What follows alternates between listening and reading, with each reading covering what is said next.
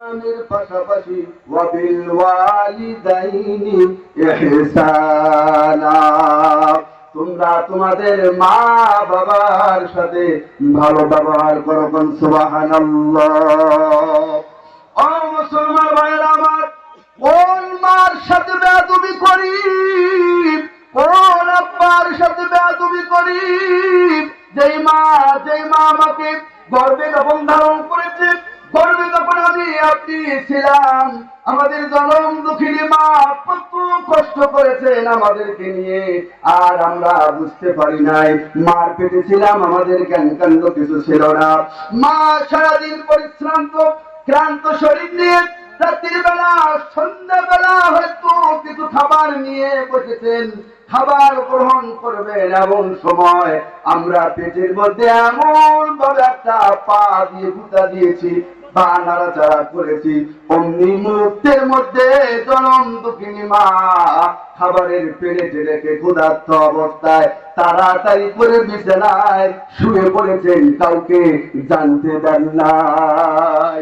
কেউ যদি বলেছেন তুমি সারাদিন উপবাস থাকার পরে একটু খাবার নিয়ে বসেছ, আবার কেন তা খেলে না?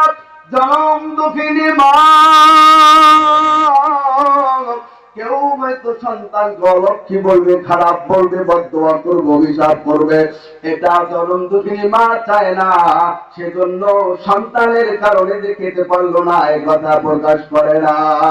ও মুসলমান ভাইয়েরা, যুবক ভাইয়েরা আমার, হাতে ধরে বলি, পায়ে ধরে বলি, ওই মা, যে মা আমার আপনার কারণে সারা রাত ঘুমাতে পারে নাই, সকাল থেকে সন্ধ্যা পর্যন্ত স্বামীর সংসার গুছিয়েছেন, সংসারের সব কাজকর্ম করেছেন, এরপরেও রাত্রিবেলা ঘুমাতে পারে নাই।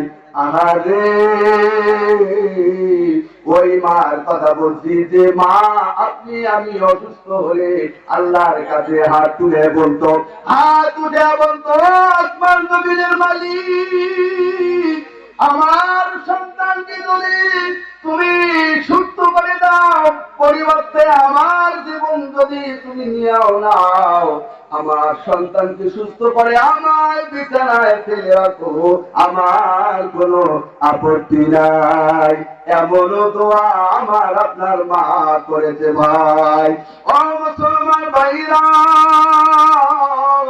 এজন্যই তো পবিত্র কোরআনের বিভিন্ন জায়গায় বিভিন্ন আয়াতে আল্লাহ তাআলা মা বাবার সাথে ভালো ব্যবহারের কথা বলেছেন। মা বাবার সাথে খারাপ ব্যবহার করা যাবে না। আল্লাহ রাসূল বললেন, জান্নাতু তাহতা আকদামিল উম্মাহাত, বিশেষ করে তোমার জনম দুঃখিনী মা, তোমার মায়ের পায়ের নিচে, তোমার মায়ের পদতলে তোমার জান্নাত। ও মুসলমান ভাইয়েরা আমার, আমার পীর থাকতে পারে, আমার ইমাম থাকতে পারে, আমার নেতা থাকতে পারে, কোন নেতার পায়ের নিচে আমার বেহেশত দূরের কথা, বেহেশতের একটা বালকও নাই। আমার পীর থাকতে পারে, তোমরা আমার বুজুর্গ থাকতে পারে, আমার বিশাল বড় মাপের নেতা থাকতে পারে, কোন নেতার পায়ের নিচে আপনার আমার বেহেশত নাই, কিন্তু আমার জনম দুঃখিনী মা, যার পায়ের নিচে আপনার আমার বেহেশত। বলুন সুবহানাল্লাহ। আল্লাহ রাসূল বলেন, হুমা জান্নাতু ওয়া নারুকা, তোমার মা বাবা তোমার জান্নাত, আর এই তোমার মা বাবাই তোমার জন্য জাহান্নাম। তার মানে হলো, সঙ্গত কারণে যদি মা বাবা তোমার উপর নারাজ হয়, যত বড় আলেম হও না কেন, যত বড় পীর দাবি করো না কেন, যত বড় নেতা দাবি করো না কেন, যদি শরীয়ত সম্মত কারণে তোমার আমার মা যদি, তোমার আমার আব্বা যদি আমাদের উপরে বেজার হয়, অসন্তুষ্ট হয়, যত বড় বুজুর্গি দাবি করি, কিয়ামতের ময়দানে এই বুজুর্গি দিয়া আল্লাহর জান্নাত পাওয়া যাবে না। কথা বলেন ঠিক না ঠিক? ও মুসলমান ভাইরা, আল্লাহ রাসূলের কাছে প্রশ্ন করা হয়েছে, আমার সব থেকে ভালো ব্যবহার আপনার, আমার সব থেকে ভালো ব্যবহার আপনার পাওয়ার মালিক, তার সাথে আমি সব থেকে ভালো ব্যবহার করব। বলে তার সাথে আমার সব থেকে ভালো ব্যবহারটা কার সাথে দেখাবো? আল্লাহ রসুল বলছেন উম্মুক তোমার মা। এরপরে বলছেন সুম্মান, তারপর কে, অতঃপর কে? এরপর আল্লাহ রসুল বলছেন উম্মুক তোমার মা। এভাবে করে তিনবার মার কথা বলেছেন, এরপরে বাবার কথা বলেছেন। অর্থাৎ মার মর্যাদা, মায়ের সম্মান বাপের থেকে আল্লাহর কাছে, সন্তানের জন্য বাপের থেকে মায়ের মর্যাদা সম্মান বেশি। কথা বলে ঠিক না বেশি? এজন্য আমি আপনাদেরকে অনুরোধ করব, আজকে দুটা ভাই, তিলক ভাই, সুতুল ভাই, হেলাল ভাই সহ এই এলাকার অনেক যুবক ছেলেরা ঐক্যবদ্ধ ভাবে বদলের পাড়া একাডেমি, কালীর বাজার, সারা গাইবান্ধা শহরের বিভিন্ন মার্কেট ঘুরে ঘুরে মানুষের দ্বারে দ্বারে গিয়া এই মাহফিলের আঞ্জামের জন্য ব্যবস্থা করেছেন। এই সমাজের প্রত্যেকটা মানুষের 1 টাকার সহযোগিতা হলেও এই মাহফিল আছে। আজকের এই মাহফিলের আঞ্জাম যারা করলো তাদের জন্য দোয়া করতে হবে। এবং এই মাহফিল থেকে আমার বয়ানের মাধ্যমে আরো যারা বয়ান করবেন তারা তাদের কাছ থেকে আপনারা সবক গ্রহণ করবেন। আমি শুধু একটা অনুরোধ আপনাদের কাছে করব, যেহেতু আমার বয়ানের সময় হবে না, আমাদের সময় হয়ে আসছে, আমি অনুরোধ করব আমরা আমাদের মা বাবা যাদের বেঁচে আছে, মা বাবার সাথে কখনো খারাপ ব্যবহার করব না। রাজি আছি তো ইনশাআল্লাহ?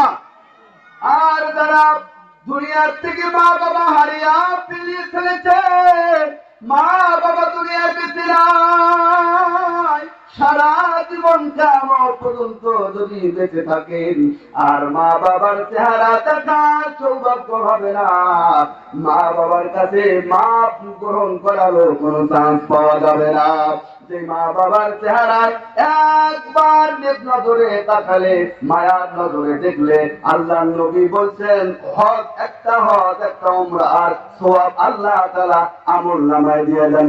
সুবহানাল্লাহ। ও মুসলমান ভাইরা,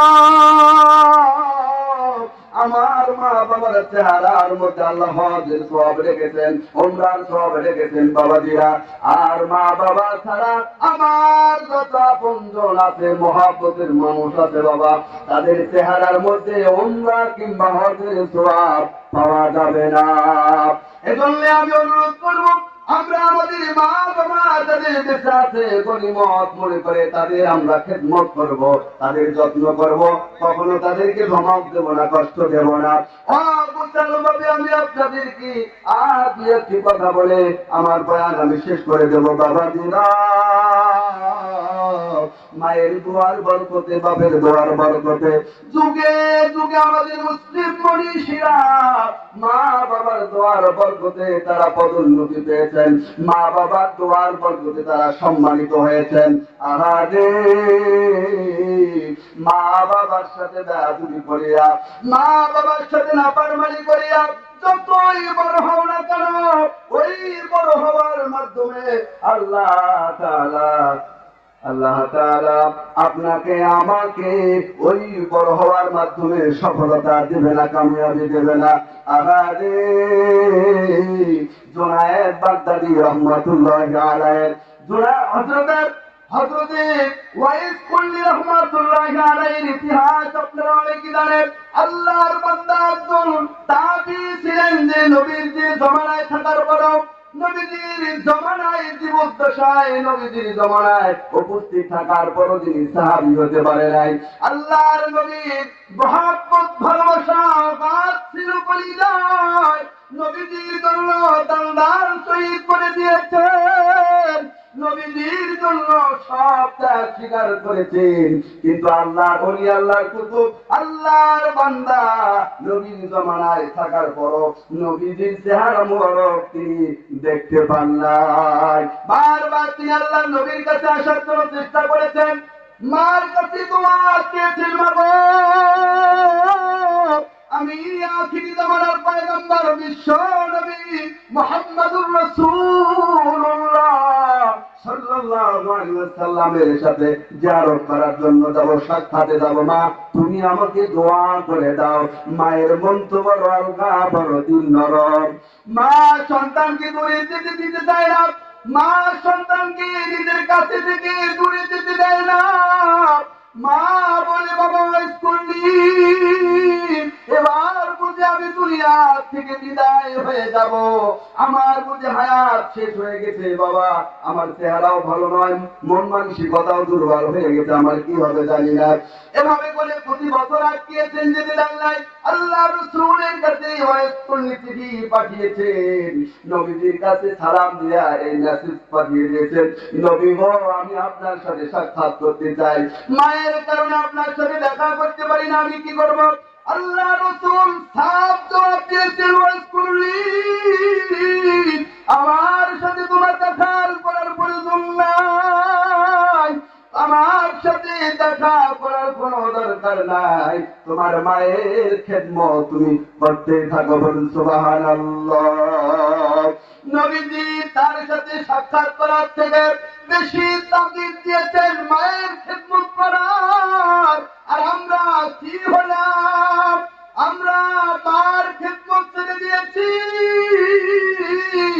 আর কোথাকার কোন পীর আসে কদম মুচি করা লাগে, আর পৃষ্ঠায় জন্য দেশি মুরগি, কমলা, আপেল যা খাওয়ানোর প্রয়োজন সব খাওয়ায়, জনম দুঃখিনী মায়ের একদিনও খবর নেয় না। এমন পাখি আহাম্ম আছে না নাই?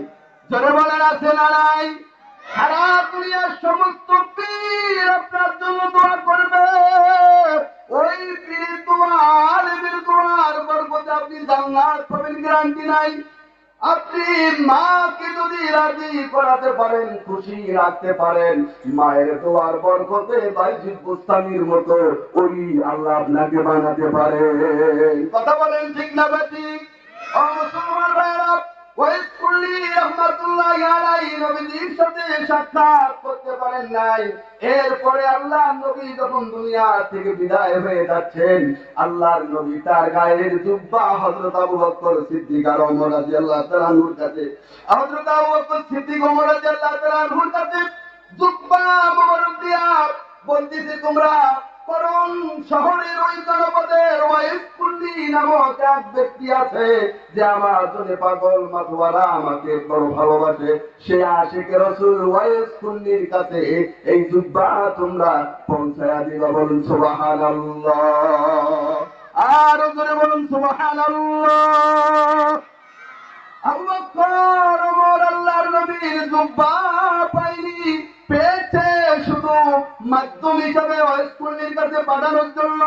এবার আরো একটু বাড়িয়ে আল্লাহর নবী হযরত ওমরকে ডেকে বললেন, ওমর শোনো, আর যদি ওয়াইসকুল্লির সাথে তোমাদের সাক্ষাৎ হয়ে যায়, তোমাদের যদি দেখা হয়ে যায়, তাহলে ওয়াইসকুল্লির থেকে তোমরা তোমাদের নিজের জন্য দোয়া করে নেবা। বলুন সুবহানাল্লাহ। আর আমার উম্মতের জন্য দোয়া করে নেবা।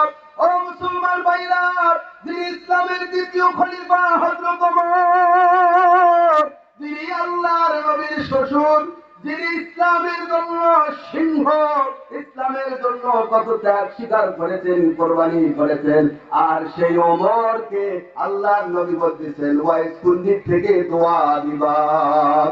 আর বলতেছেন ওমর এজন্যই